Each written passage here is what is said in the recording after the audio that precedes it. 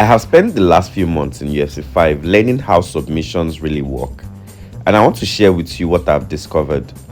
In this video, I'm going to break it all down into a quick guide that will help you understand how the system works and you can start landing submissions even against tough opponents. Let's get into it.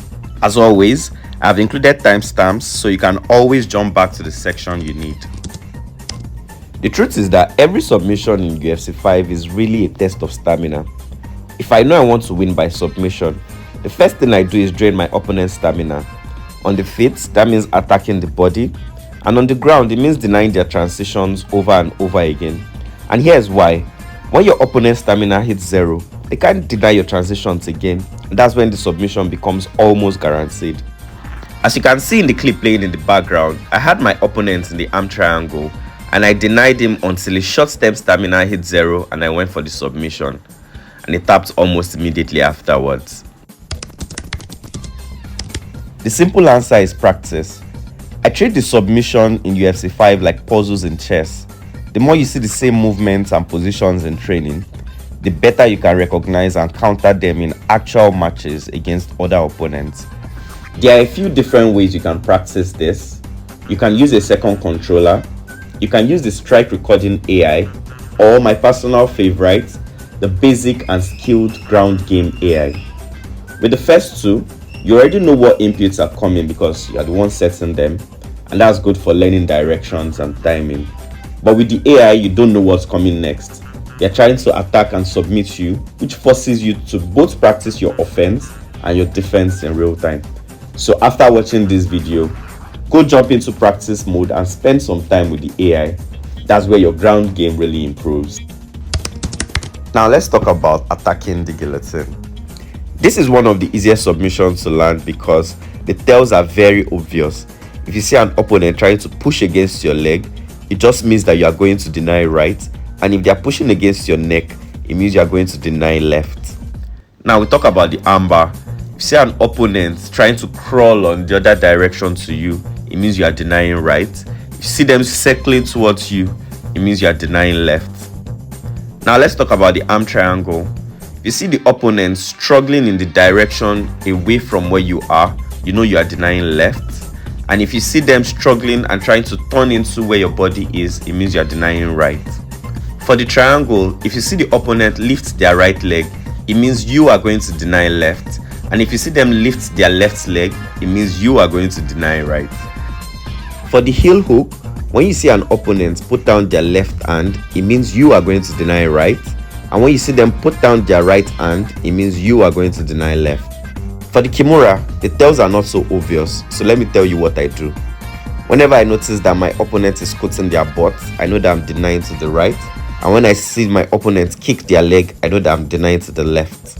The tells of the rear naked choke are also not so obvious, but the simple trick is when you see them attacking your hands, it means you are denying to the right, and once you see them attacking the legs, you are denying to the left. For the dash choke, if you see them trying to crawl away, it means you are denying to the left, and if you see them trying to push against you, it means you are denying to the right.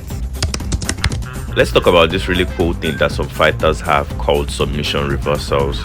You can find out if a fighter has them by going to practice mode, view moves, submissions, and going through the individual submission. Let's say your fighter has half guard to top mount reversal for the arm triangle. It means that if you press L2, R2, and the direction with the player is trying to go, it puts them in the submission, and then you can finish the submission from there, just like I did in this video. My opponent uses RDA. I'm using Islam because I don't really want to strike in this fight. I'm trying to just get the submission win.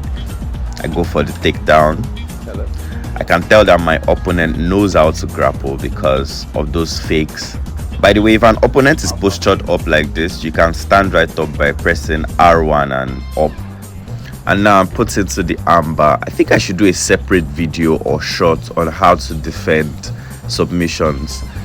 So I see that his stamina gets low before mine, so I just transition into side control and I go straight into full mount.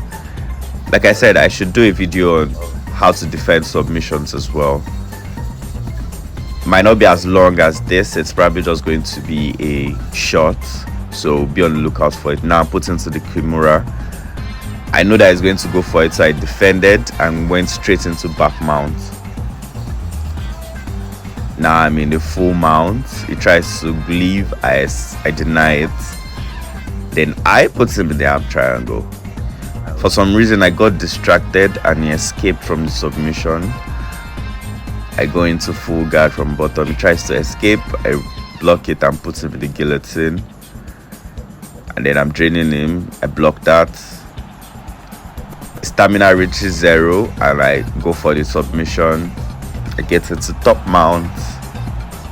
By the way, grappling works the same way as submissions, meaning that it's usually this recognizing those patterns. So I feel like I can do a video where I speak about the different patterns in the different positions, from bottom guard to side control, so you know what direction your opponent is trying to go when a certain animation happens.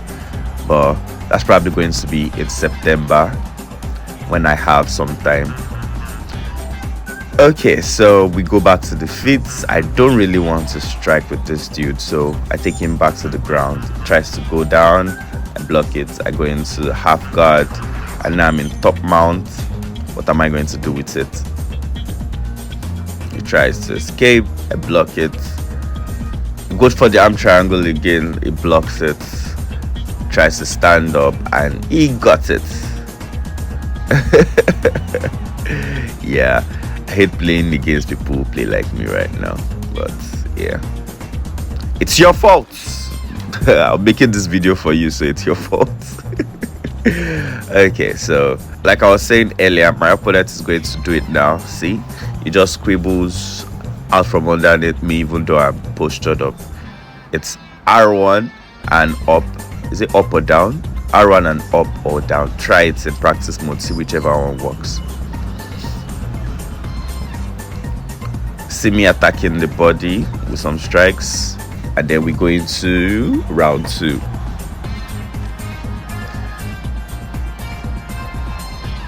Yeah, I'm in half guard.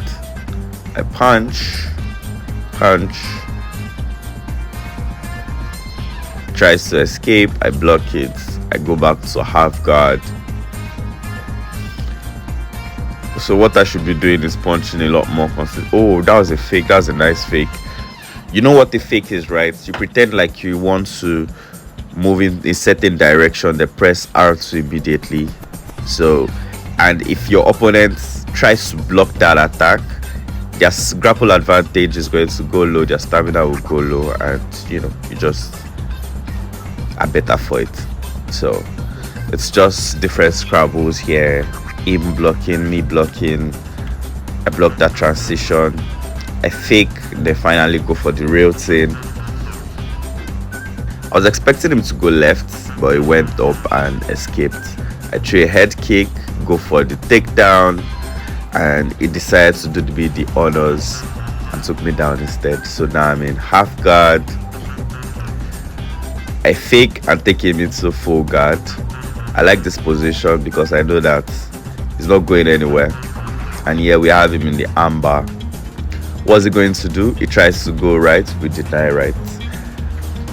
And we are draining his stamina. He tries to go left, we block that. Now that his stamina is low, we go for the submission and he quit. I hope you enjoyed watching that. Watch out for my other video on how to defend submissions.